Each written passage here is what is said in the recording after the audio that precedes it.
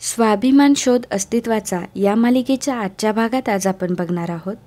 पल्लवी मोठ्या आईचा हात हातात घेत म्हणते की कसं आहे मोठी आई, घरावरची सगळी संकट दूर होण्यासाठी आपण हा होम ठेवलाय ना, मग स्पेशल समिधा नकोत का? तुम्ही नका काळजी करू, मी मागवल्यात येतील त्या, फक्त तोवर थोडी कळसोसा. आलेच मी, असं म्हणून पल्लवी तिथून निघून जाते. पल्लवी जात असताना विनायक तिला भेटतो. विनायक पल्लवीच्या डोक्यावर हात ठेवून म्हणतो की आवरलं का? पल्लवी त्याला स्माईल देते आणि पुढे निघून जाते. आणि मग विनायक मोठी आई आणि मोठ्या काकांकडे येतो. मोठी आई म्हणते की अरे काय हे, काय बडबडून गेली ही? विनायक म्हणतो की तिचं जाऊ दे, तुझं आवर, तुझं आवरून झालं का सर्व? तेव्हा मोठी आई म्हणते की हो हो आलेच मी, असं म्हणून मोठी आई देखील तिथून निघून जाते. विनायक मोठ्या काकांना विचारतो, बाबा मीटिंग कशी झाली?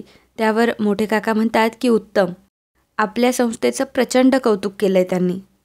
आपण जे वेगवेगळे उपक्रम राबवतो ना, त्याबद्दलच कौतुक करत होते ते. तर इकडे प्रभाकर सर कंटिन्यू आदिती मॅमकडे बघत असतात. तेवढ्यात पल्लवी तिथे येते. पल्लवी प्रभाकर सरांना म्हणते की बाबा गुड मॉर्निंग. प्रभाकर सर देखील म्हणतात की गुड मॉर्निंग बाळा. प्रभाकर सर म्हणतात की अरे वा, तू तयार पण झालीस? पल्लवी म्हणते की घरात होम आहे ना, मग सगळी धावपळ होईल म्हटलं की पहिलं आईंना भेटून यावं. बाबा तुमचा चहा नाश्ता झाला का? त्यावर प्रभाकर सर म्हणतात की नाही, मी नंतर करेल.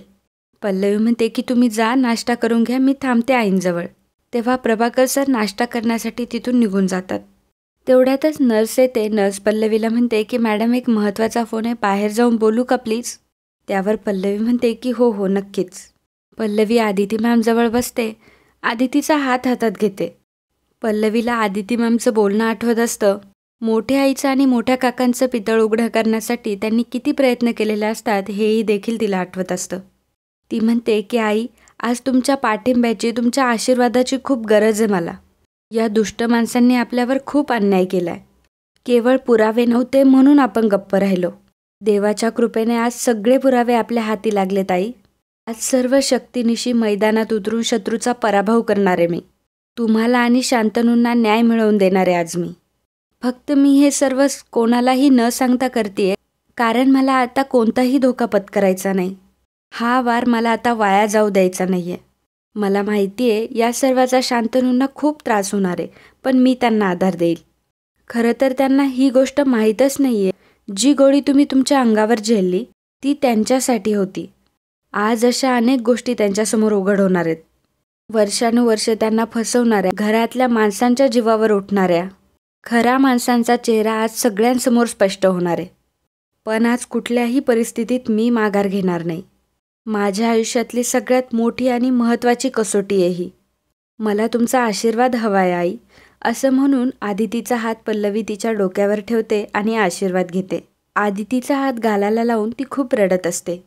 तर इकडे पूजेची सर्व तयारी झालेली असते, होमची सर्व तयारी झालेली असते, सर्वजण जमलेले असतात. गुरुजी म्हणतात होमची सर्व तयारी झालेली आहे, आता प्रत्येकाने येऊन समिधा अर्पण करायची आहे आणि प्रार्थना करायची आहे. सर्वप्रथम प्रभाकर सर पाटावर बसतात. प्रभाकर सर गुरुजींना म्हणतात की माझी पत्नी आजारी असल्यामुळे ती येऊ शकली नाही. तिच्या वतीने जर मी ह्या समिधा वाहिल्या तर चालतील? गुरुजी म्हणतात की हो चालेल ना. पल्लवी मनात विचार करते की आई, या महत्त्वाच्या प्रसंगी तुम्ही हजर असायला हवं असं मला वाटत होतं. तुम्ही नाही आहात, पण तुमचा असा हातभार लागला ते बरंच झालं. पल्लवीला मोठ्या आईचे सर्व चॅलेंज आठवत असतात. मोठी आई म्हणत असते की कोण उडतंय कोण टिकतंय कळेलच तुला, तू आगीशी खेळ करतीयस. तेव्हा पल्लवी म्हणालेली असते, आगीशी खेळ करणं हा एक माझ्या आयुष्याचा भागच झालाय. आदिती मॅमला गोळी मारल्याचे क्षणही तिला आठवत असतात. आदिती मॅमची साडी पेटवून दिली हाही क्षण तिला आठवत असतो. घरातले प्रत्येकजण होममध्ये समिधा टाकून प्रार्थना करत असतात. पल्लवीच्या मनात मागील सगळ्या भूतकाळाचा उजाळा होत असतो. मोठ्या आईने शांतनूच्या गाडीचे ब्रेक फेल केलेले असतात. आदिती मॅमला लागलेली गोळी, हे सगळंच आठवून पल्लवी मोठ्या आईकडे खूप रागाने बघत असते. मोठी आई देखील तिच्याकडे बघत असते. मोठ्या आईलाही कळत नाही की पल्लवी अशी का करते. मोठी आई मनात म्हणते की हिची लक्षणं आज काही ठीक दिसत नाहीये. मगाशी पण काहीतरी विचित्र बोलत होती आणि आत्ताही खाऊ का गिळू या नजरेने बघती माझ्याकडे. हिला नक्की करायचं तरी काय आहे? घरातल्या सर्वांच्या समिधा वाहून झालेल्या असतात आणि नंतर पल्लवी आणि शांतनू दोघेही येतात. पल्लवी आणि शांतनू पाटावर बसतात, होममध्ये समिधा अर्पण करतात आणि आशीर्वाद घेतात. पल्लवीला मात्र मागच्याच गोष्टी आठवत असतात. कशा प्रकारे मोठ्या आईने तिच्या पोटात चाकू खुपसला होता. मोठ्या आईने पल्लवीला चॅलेंज केलेलं असतं की बघूया या लढाईत कोण जिंकतं, तू की मी. तेव्हा पल्लवीने वचन दिलेलं असतं की तुमचं हे आव्हान मी स्वीकारते. पल्लवी आणि शांतनू दोघंही पाटावरून उठतात. गुरुजी म्हणतात की सूर्यवंशी साहेब, आता तुम्ही बसा. घरात सर्वात ज्येष्ठ तुम्ही आहात, त्यामुळे तुम्ही दोघांनीही एकत्रितपणे समिधा अर्पण करा. पल्लवी म्हणते की चला मोठी आई, तुमची वेळ आली आहे आता. मोठी आई म्हणते की म्हणजे? पल्लवी म्हणते की अहो, समिधा अर्पण करायची आता तुमची वेळ आहे. विनायकला मात्र पल्लवीचे इशारे समजत असतात. पल्लवी म्हणते की या बसा. तेव्हा मोठी आई आणि मोठे काका दोघंही पाटावर येऊन बसतात. गुरुजी म्हणतात की या समिधा आता तुम्हाला अर्पण करायच्या आहेत. काही चुकलं असेल, माकलं असेल, यासाठी देवाकडे प्रार्थना करायची आहे. पल्लवी म्हणते की चुका तर भरपूर झाल्यात. हो ना मोठी आई. आता मात्र सर्वजण पल्लवीकडे बघू लागतात. कोणालाही काहीही कळत नाही की पल्लवी असं का बोलतीये. आणि मग पल्लवी सुरू होते. पल्लवी म्हणते की सख्ख्या आईला मुलापासून तोडलं. आणि तेव्हा मोठ्या काकांनी एक समिधा वाहिलेली असते. जेव्हा मोठी आई समिधा व्हायला जाते तेव्हा पल्लवी म्हणते की खोटं कारण सांगून आईंना या घरापासून कायमचं तोडलं. लग्नात मान देण्याच्या बदल्यात प्रॉपर्टीच्या हक्कसोड पत्रावर सह्या घेतल्यात. सत्ता बळकवण्यासाठी कुठल्याही गोष्टीकडे मागे पुढे बघितलं नाही तुम्ही. मोठी आई म्हणते की गुरुजी, आता तुमचं हे सर्व झालं असेल ना, अहो यांना दक्षिणा द्या ना, त्यांना जायचं असेल. मोठी आई गुरुजींना नमस्कार करते आणि म्हणते की गुरुजी तुम्ही निघालात तरी चालेल. मोठे काका गुरुजींना दक्षिणा देतात. शांतनू म्हणतो की मोठी आई, तू असं घाई का करतेस त्यांना? मोठी आई म्हणते की छे अरे घाई कशाला, त्यांना दुसरीकडे जायचं असेल ना म्हणून म्हटलं. तेव्हा गुरुजी सर्वांचा निरोप घेऊन तिथून निघतात. आणि मग मोठी आई म्हणते की अगं विभावरी मेघना, जेवणाची तयारी करा, सर्वांना भूक लागली असेल. असं म्हणून मोठी आई जायला लागते. पल्लवी म्हणते की थांबा मोठी आई, अहो घराच्या सुखासाठी आपण हा होम केलाय ना, मग घरात शांती अशीच नाही नांदणार. शांतनू म्हणतो की म्हणजे? मोठे काका म्हणतात की बघ ना, किती विचित्र वागती आणि किती विचित्र बोलतीये. मोठी आई म्हणते की घरात परिस्थिती काय आहे आणि हिचं चाललंय काय. पल्लवी म्हणते की पण घरात ही परिस्थिती कोणामुळे आले तेही बघूयात आपण आता. आज तर सगळं उघड होणार आहे. मोठी आई शांतनूला म्हणते की अरे शांतनू, हिला झाले काय, ही अशी काय वेड्यासारखी बोलतीये. पल्लवी समिधाची ताटली हातात घेते आणि मोठ्या आईचा हात ओढत होम पुढे आणते. आणि पल्लवी मोठ्या आईला म्हणते की अहो अजून बऱ्याच चुकांची कबुली द्यायचं बाकी आहे. आणि मग पल्लवी मोठ्या आईच्या हाताला धरून एक एक समिधा होममध्ये टाकत असते आणि मोठ्या आईच्या एका पापाचा पाढा वाचत असते. ती पहिली समिधा टाकते आणि म्हणते, आईंवर जीवघेणा हल्ला केलात. घरातले सर्वजण मात्र खूप शॉकमध्ये असतात. त्यांच्यासाठी हे सर्व नवीन असतं. पल्लवी मोठ्या आईच्या हाताला धरून दुसरी समिधा अग्नीत टाकते आणि म्हणते, शांतनूच्या गाडीचे ब्रेक फेल करून त्यांचाही जीव घेण्याचा प्रयत्न केलात. तिसरी समिधा टाकते आणि म्हणते की विष देऊन माझाही जीव घेण्याचा प्रयत्न केलात. चौथी समिधा टाकत म्हणते की माझ्या पाठीत चाकू खुपसून मलाही मारण्याचा प्रयत्न केलात. मोठे काका पल्लवीला जोरात ढकलतात आणि म्हणतात की बस. मोठे काका तिला विचारतात की काय चाललंय तुझं, डोकं फिरलंय का तुझं, अगदी तोंडाला येईल ते बरळतीयस. शांतनू पल्लवीला विचारतो की पल्लवी काय झालंय तुला, तू अशी का बोलतीयस. पल्लवी म्हणते की शांतनू, मी आज सगळं सांगते, पण प्लीज तुम्ही आज मला अडवू नका. आज माझं जे काही म्हणणं आहे ते पूर्णपणे ऐकून घ्या. आज यांची सगळी कारस्थानं उघड करायची आहेत मला. आजवर मी खूपदा गप्प राहिले, पण आज नाही राहणार. मोठे काका मोठ्या आईला खुणवतात. मोठी आईचे लगेच नाटकं सुरू होतात. अगं कुठल्या जन्माचं वैर काढतीयस तू, आणि का अशी वागतेस तू आमच्याशी. सगळ्यांना माहिती आहे की या घरासाठी मी किती कष्ट काढलेत, किती रक्त आटवलंय, आणि का अशी वागतीयस तू.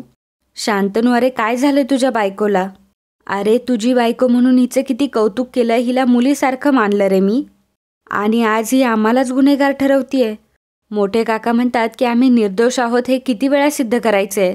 मोठी आई म्हणते की घर तुटू नये म्हणून आम्ही कायम गप्प बसलो, पण आता नाही सहन होत रे, आता तूच थांबव हे सगळं. प्रदीप म्हणतो की पल्लवी, तू दादा आणि वहिनींवर हे कसले आरोप करतीयस. विनायक पल्लवीला विचारतो की पल्लवी, तुझ्याकडे काही पुरावे आहेत का. नाही म्हणजे पुराव्यानाभावी असा आरोप करणं बरोबर नाहीये पल्लवी. पल्लवी म्हणते की आज पुराव्यासकट यांच्या सगळ्या पापांचा हिशोब मांडणार आहे मी. आता हे ऐकल्यानंतर मोठे काका आणि मोठी आई प्रचंड घाबरतात. पल्लवी गीताला म्हणते की गीता प्लीज प्रोजेक्टर आणतेस का? आणि मग गीता प्रोजेक्टर आणण्यासाठी जाते. मोठी आई म्हणते की काय हे आणि कसलं हे नवीन नाटक? आठवतंय ना गेल्या वेळेला असाच कुठला तरी व्हिडिओ दाखवला होता आणि प्ले झाला तो लग्नाचा व्हिडिओ, आणि आता पुन्हा हेच? काय चाललंय हे? अरे शांतनू तूच सांग आता हिला. आणि शांतनू थांबव ना हे सर्व. प्रभाकर सर म्हणतात की का आता शांतनूला मध्ये का घेतायत? नेहमीप्रमाणे त्याच्या मागे लपायला? अहो जर तुम्ही काही केलंच नाहीये तर मग घाबरताय कशाला? आणि जर काही चुकीचं केलं असेल तर मग? त्यावर मोठे काका प्रभाकरवर ओरडतात आणि म्हणतात की प्रभाकर, जीच हिला फूस दिसतीये, तू पण तिच्यासारखा खोटं बोलतोयस. पल्लवी म्हणते की सत्य हे सूर्यप्रकाशापेक्षा प्रखर असतं मोठे काका. काय खरं आणि काय खोटं हे आता बघूयाच आपण.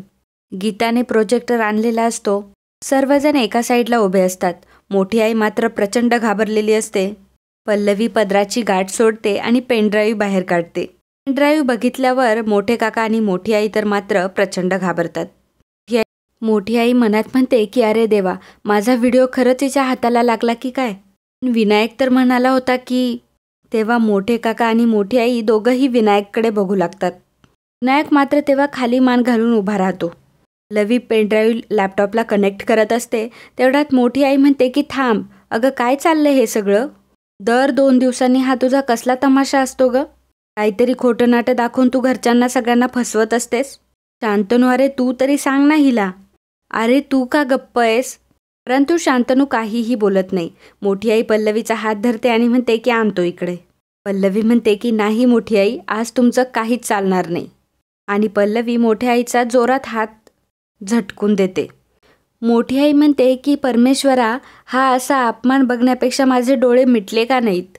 आई ग असं म्हणून मोठी आई चक्कर येण्याचे नाटक करत असते. पल्लवी म्हणते की मोठी आई, अहो यात काय आहे ते तरी बघा आधी, मग तर चक्कर येणारच आहे तुम्हाला.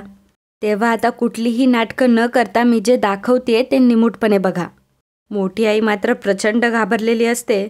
सर्वजण प्रोजेक्टरवर काय दाखवणार आहे यासाठी आतुर असतात. सर्वांची उत्सुकता ताणलेली असते.